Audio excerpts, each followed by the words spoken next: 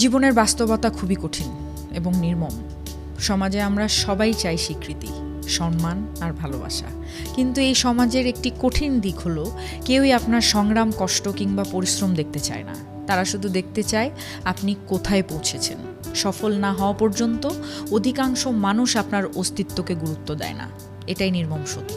আর এই সত্যটি প্রতিফলিত হয় এই কথায়, তুমি সফল হওয়া অবধি তোমার দিকে কেউ ফিরেও তাকাবে না।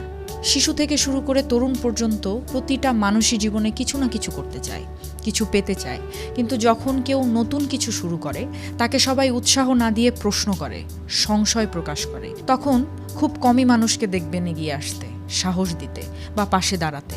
তাদের দৃষ্টি তখনই বদলাতে শুরু করে যখন সেই ব্যক্তি কোনো এক উচ্চতায় পৌঁছে যায়, সফল হয়। তখন সমাজ বলে, আমরা জানতাম সে একদিন কিছু না কিছু করবে।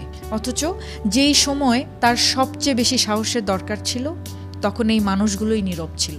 এমনকি অনেক সময় কটু কথাও বলতো। বিশ্ববিখ্যাত বিজ্ঞানী থমাস আলভা এডিসন হাজারবার ব্যর্থ হয়েছিলেন বৈদ্যুতিক বাতি আবিষ্কারের জন্য, কিন্তু যখন তিনি সফল হলেন তখনই সবাই তার প্রশংসায় পঞ্চমুখ। ঠিক তেমনই অনেক কবি, সাহিত্যিক কিংবা শিল্পী জীবনের একটি দীর্ঘ সময় অস্বীকৃত অবস্থায় কাটিয়েছেন।